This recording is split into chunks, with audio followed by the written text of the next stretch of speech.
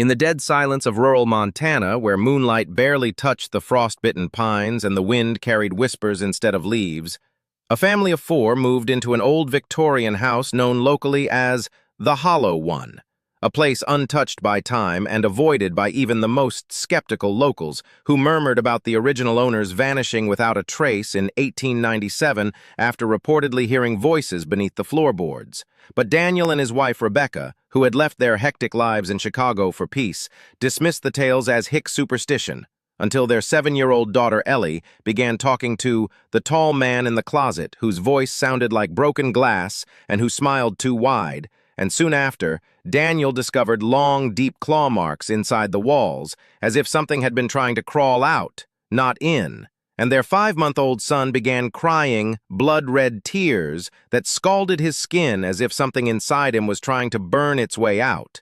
And when they contacted local police, the sheriff said flatly, "I won't go past mile marker 7, not since the Hollow started calling people back," a phrase Daniel would later find carved into the wooden floor beneath their bed, in letters too deep to be made by any tool, alongside 34 tally marks and a final phrase: "It needs one more to be whole."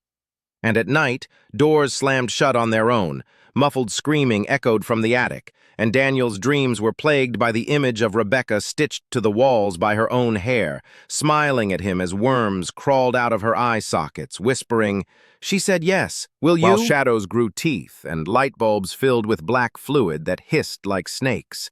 And one night, after Ellie was dragged screaming into the basement by a silhouette that moved like smoke but smelled like rotting roses, Daniel chased after her, only to find himself trapped in an endless tunnel, lined with pictures of him and his family. Except their eyes were missing, gouged out with rusty nails lying at his feet. And every photo was dated one day in the future, ticking down like a cursed calendar, showing them one by one dying in ways more horrifying than the last. Rebecca torn in half and still blinking. Ellie nailed to the ceiling and whispering backward prayers, his infant son boiling alive in his crib while something laughed from under the bed. And when Daniel finally reached the end of the tunnel, he saw a door made of mirrors that reflected only the corpses of his family, not himself. And when he stepped through, he was back in the house, but now everything was decayed, silent, and wet with an unnatural black slime that pulsed like a heartbeat, and there were no signs of life except a gramophone playing a nursery rhyme in reverse, and a note on the table written in his own handwriting saying, "They never moved in. You always lived here."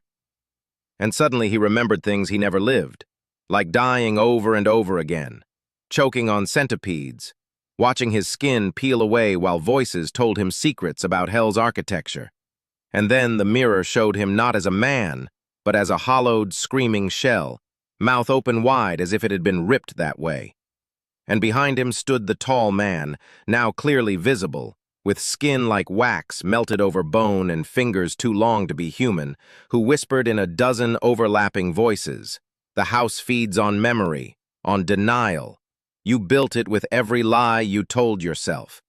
And when Daniel tried to run, he found himself in the past, watching himself kill a drifter behind a Chicago gas station in 2007, a moment he had buried so deep it felt like fiction, and the house fed on that, growing stronger, bigger, until it no longer had walls but stretched forever in all directions, each room a memory turned rotten, each hallway a loop of screams and blood and regret. And outside, the world forgot them.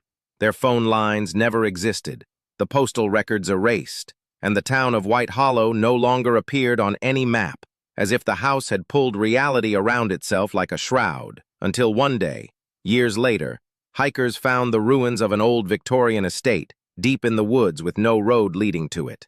Just a rotted front door, etched with one final message. "One breath left. Will you use it to scream or to knock?"